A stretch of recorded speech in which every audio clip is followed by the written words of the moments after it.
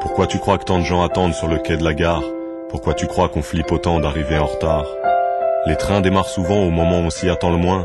Et l'histoire d'amour t'emporte. Il fait partie de ceux qui s'expriment à travers des textes, lance des mots avec des prétextes, attire l'attention avec ses textes.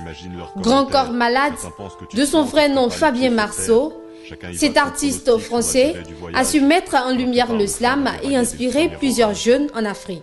J'ai été inspiré par quelques grands slameurs de l'Hexagone et j'ai commencé à écrire petit à petit. Et puis mais seulement que je n'écrivais pas dans un français de recherche, dans un français soutenu. Moi à la base j'ai commencé par la musique, j'écrivais des chansons et puis il y a quelqu'un qui m'a conseillé, un ami qui m'a conseillé de faire du slam parce que j'avais des textes plutôt engagés. Donc c'est ce qui m'a poussé aussi vers le slam et puis j'ai découvert les premières figures francophones du slam qui sont Abd Al-Malik et Grand Corps Malade. J'écrivais d'abord avant et quand j'ai su qu'on pouvait dire ces textes et qu'il y a une musique qu'on appelait le slam et j'ai fait sortir mes textes et j'ai commencé à les dire aussi. Je crois que ça vient en même temps que la littérature, même si c'est plus une question de rencontre musicale. J'ai connu Abd Al-Malik et puis je suis tombé amoureux de son style, sa façon de faire. J'ai voulu m'essayer. De nombreux musicologues font remonter le début du slam en 1986 à Chicago, où un ouvrier bâtiment et poète anticonformiste du nom de Mark Kelly Smith décide de faire descendre la poésie de son piédestal à travers l'organisation de joutes oratoires dans les bars de sa ville. Des poètes boxeurs s'affrontent dans un combat où les points se substituent aux mots. À ces sessions seront attribués le nom slam, issu du verbe anglais to slam, signifiant claquer ou jeter. Magic System inonde les ondes en France. Les prouesses du Saint-Bolt mettent le monde en transe. Respect à tous ces blacks qui tracent le chemin de ceux qui rêvent d'être des stars de demain. Depuis les porte-au-porte de la Djamé ou la poussière de Brazza, on veut imiter Cheikh Modibo Diarra, ce malien à la NASA. Discipline à mi-chemin entre la musique et la poésie, le slam n'est pas étranger à l'Afrique. Le lyrisme sur des mélodies chaloupées, les Africains le connaissent depuis plusieurs siècles. Des contes, des légendes, en passant par les traditions, les griots, l'Afrique est le continent de l'oralité par excellence. Il y a de cela très très longtemps, vivait un vieil homme. Un vieil homme très fatigué. À un moment donné, il sentait qu'il risquait d'aller au pays des ancêtres. Mais pour aller au pays des ancêtres, il faut qu'on transmette quelque chose qu'on nous a transmis. Le slam a donc toujours existé sur ce continent, mais sous une forme traditionnelle qu'est le griotisme. Appelé Djeli en pays manding, Gewel en pays wolof, Mahaba en pays Haoussa, le griot possède cette manière de transmettre le savoir historique de génération en génération par la parole accompagnée souvent d'instruments comme la kora, les tambours ou le balafon. Même s'il a été difficile au départ de s'accrocher à cette forme d'expression souvent perçue à tort comme limitée à la jeunesse urbaine d'Amérique du Nord, aujourd'hui, le slam est pratiqué en Afrique parce qu'il incorpore la tradition africaine du récit oral. Des jeunes Africains l'utilisent comme un canal pour dénoncer la guerre, la mauvaise gouvernance, la pauvreté, des maux qui minent le continent. Les slameurs, ils ont des paroles poignantes. Ils touchent un peu les problèmes un peu de la société. Et puis, ils ont une façon de le dire toute particulière. Depuis 1960, mon pays va de vague en vague et divague. Un demi-siècle qu'on rentre dans le mur et le développement rend le largue. C'est vrai, c'est la faute à personne, car du béninois à l'africain, on attend que l'heure de Dieu sonne. How can I tell you that the life you live is not your own? Je ne t'apprends rien, c'est sûr, nous savons tous que la vie est dure. Excuse cette tête de slammer, elle pense qu'ici nous vivons dans une folie générale, que tout le monde est fou. Excuse-la aussi parce qu'elle pense que la surdité n'est pas seulement cette maladie où l'on a les oreilles bouchées parce que tout le monde est sourd. Ma jeunesse, son problème c'est swag is no question. Maybe Kadhafi is crazy, maybe it's not your problem. Faudrait peut-être penser à brûler le Yes Weekend, montrer le Yes Africa You Can't, afficher le Obama is dangerous. Kamal le Béninois, Abdel Malik du Congo, King Bobo de la Tunisie, Souleymane Diamanka du Sénégal, Feu l'Ivoirien Gilles Tousti, et pour ne citer que cela. Chère petite sœur, je t'écris cette lettre parce qu'on n'arrive plus à s'entendre, on n'arrive plus à se parler. Le cordon ombilical est juste ce bout de papier. Toi et moi, sur le trajet, nos rêves chutent comme le prix du café. Nous sommes de passage, et cette belle terre n'est qu'une brève escale. Père et mère ont quitté brutalement ce monde. Faut qu'on se mette sur la même longueur d'onde. Rappelle-toi, j'ai promis à maman de prendre soin de toi. Mais quand j'entre dans la chambre, t'as déjà levé l'encre. Sans d'encre, je vois tes larmes, la peur au ventre. Ma vessie est pleine, je pisse de l'encre. Slam et rap, une confusion s'installe au niveau de ces deux tendances urbaines. Le rap, forme d'expression vocale sur fond musical, appartient au mouvement culturel hip-hop.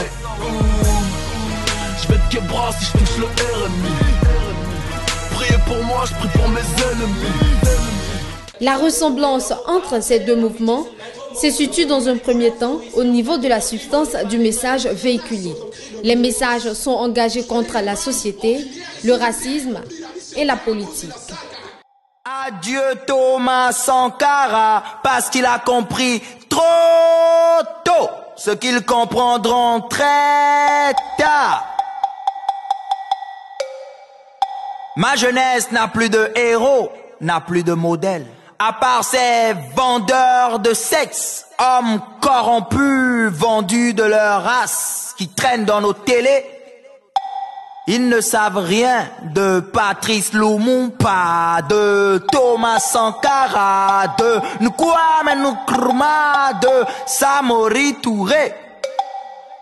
La nuance entre le slam et le rap se situerait au niveau du rythme, d'où la signification du rap, bavardé sur fond rythmique. La différence du rap qui est scandé sur une rythmique, c'est en général a cappella, et puis c'est beaucoup plus proche de la déclamation poétique. Voilà, c'est ça, mettre les mots en avant. C'est pas comme le rap où la musique vient après un peu mettre le message en dedans. Dans le slam, les mots sont à vif, les mots vont au contact des gens. Et je pense que c'est ce qui fait la beauté de cet art-là. La différence, c'est que nous, on fait sur les sonorités, sur la musique, la plupart du temps. Et le slam, c'est parler, c'est plutôt parler, c'est plus parler. Il y a là des rimes, il y a là de dire des paroles sensées. À l'exemple des premières sessions de slam organisées à Chicago, plusieurs compétitions de slam sont aujourd'hui organisées à travers le monde.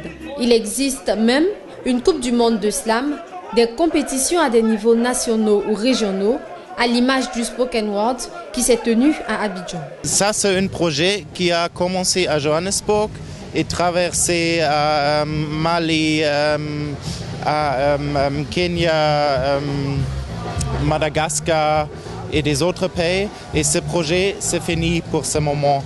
Mais je pense qu'il y a aussi les autres possibilités pour offrir une plateforme de faire quelque chose en Afrique en général. Par exemple, les lauréates, une lauréate va aller à Afrique du Sud, à Johannesburg, une autre lauréate va aller à Bamako.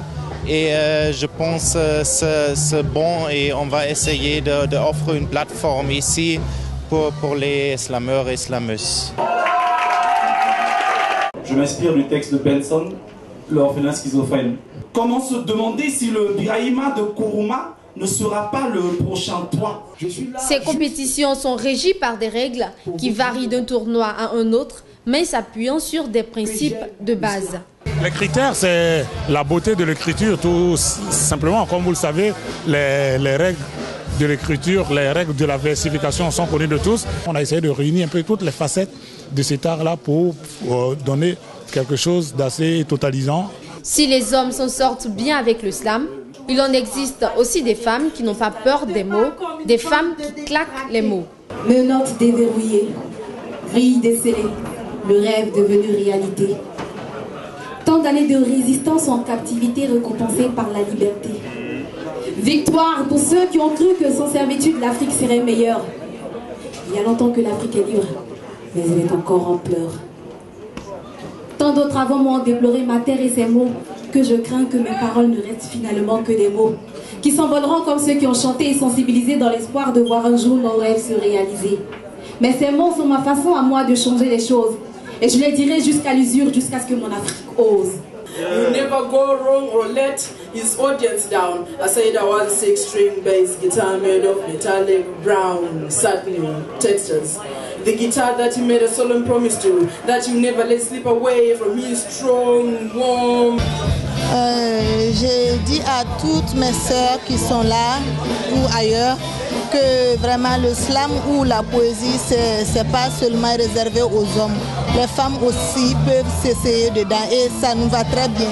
Avec la montée de slameurs africains au niveau mondial, l'avenir du slam se présente radieux en Afrique. L'avenir du slam est radieux parce que ce qu'on a souvent avancé ici comme argument pour ne pas faire évoluer les choses, c'est le manque de moyens. Avec le slam, on ne peut pas évoquer cela parce qu'on a besoin de rien. À partir du moment où on a une feuille et un stylo, on peut se lancer. Et moi, j'ai l'habitude de dire que je suis de ceux qui pensent qu'avec une feuille et un stylo, on peut conquérir le monde. Donc le slam, pour moi, c'est vraiment l'avenir. Le slam est une façon d'être. Ça nous donne à nous jeunes une voix pour parler de notre histoire, de nos problèmes et de dire ce qui va mal dans nos pays, sans forcément s'accommoder du hip-hop et de la danse, mais en restant dans un univers de mots. Le slam, c'est l'avenir et il faut s'y mettre davantage. Le slam, c'est une musique internationale, c'est une musique composée, dédiée aux intellectuels, ce qui nous intéresse beaucoup. Donc c'est un peu ça, pour élever le niveau de l'Afrique, il faut faire ce genre de musique-là. Sorte d'attentat verbal, un art oratoire, le slam se présente comme une nouvelle forme d'expression et dans le vivier du courant de la musique d'inspiration urbaine, ce style musical n'a pas fini de faire des émules.